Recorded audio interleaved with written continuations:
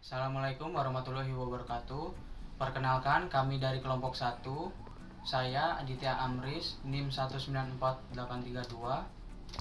Saya Winda Astuti, NIM 194869. Muhammad Arif Fauzi, NIM 1948855. Saya Cici Hoirumin Alfiah, NIM 194840. Assalamualaikum warahmatullahi wabarakatuh.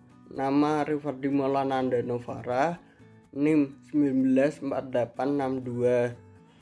Nama saya Ika, NIM saya 194848. Kami akan mempresentasikan hasil diskusi kami tentang studi kasus kebijakan pemerintah dalam pemberian izin bioskop beroperasi kembali. Kutip dari Kompas TV, Ketua Gabungan Bioskop Seluruh Indonesia Joni Safrudin mengatakan pihaknya menyambut baik perihal diizinkannya kembali bioskop beroperasi pada masa perpanjangan pembatasan sosial berskala besar transisi.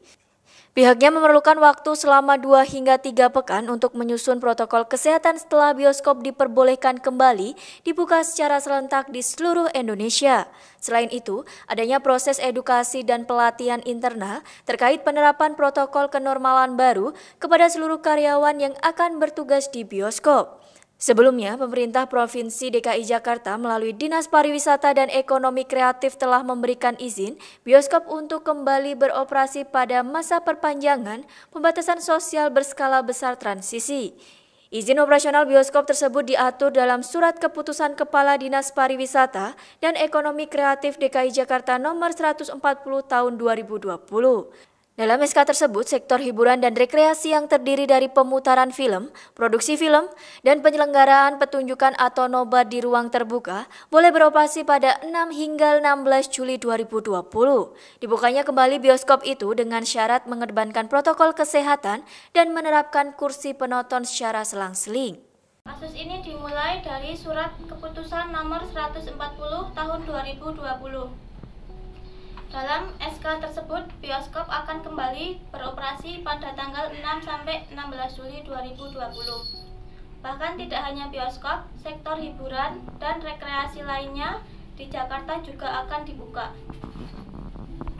Pada tersebut, beberapa influencer angkat bicara, salah satunya Dr. Tirta. Dari caption akun Instagram yang ditulis Dr. Tirta tersebut, menolak izin operasi bioskop pada akhir bulan Juli ini. Karena dirasa tidak adil dan menjadi viral di sosial media.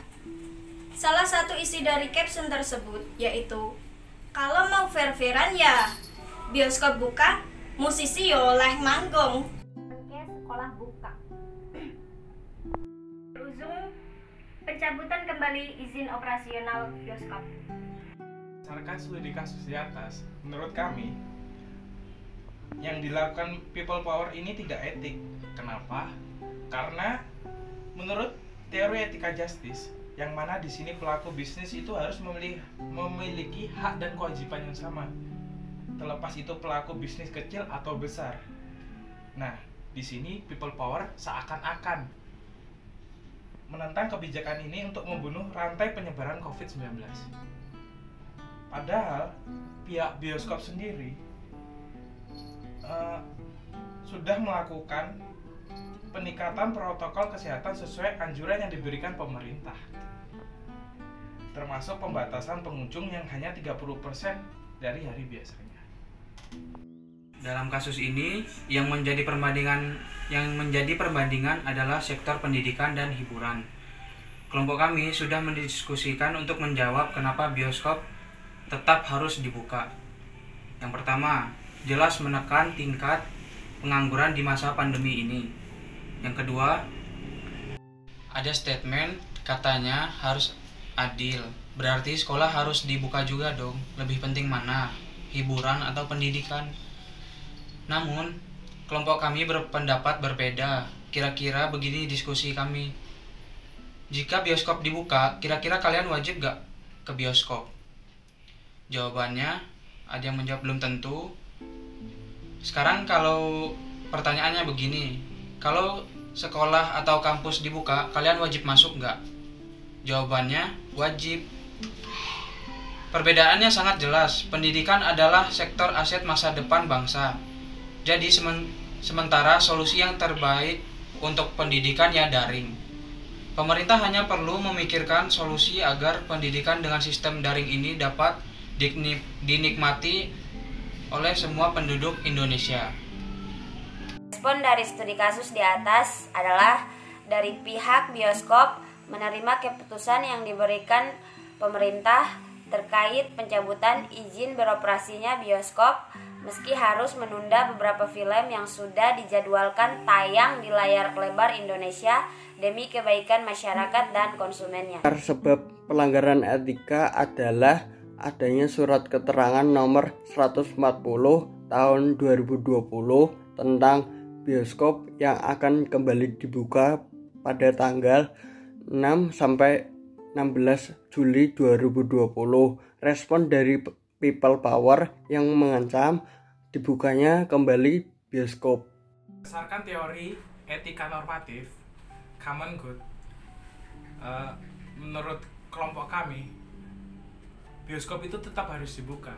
Selain menekan tingkat pengangguran di Indonesia, juga dapat menjadi barometer pelaku bisnis yang lain. Pelaku bisnis bioskop ini sudah memberikan langkah yang berani ketika dia mengajukan diri untuk beroperasi kembali dengan protokol kesehatan yang sesuai yang dianjurkan oleh pemerintah. Dengan keberanian pelaku bisnis bioskop ini, berarti mereka sudah siap menjadi sorotan publik, terlepas dari sukses atau tidaknya protokol kesehatan di masa pandemi ini. Sekedar informasi aja, di Jogja pun klub malam, terus tempat karaoke, kafe itu udah dibuka kembali. Kalau mau fair-fairan, berarti semua juga harus tutup dong. Sekalian jadi kota ini menjadi kota yang mati.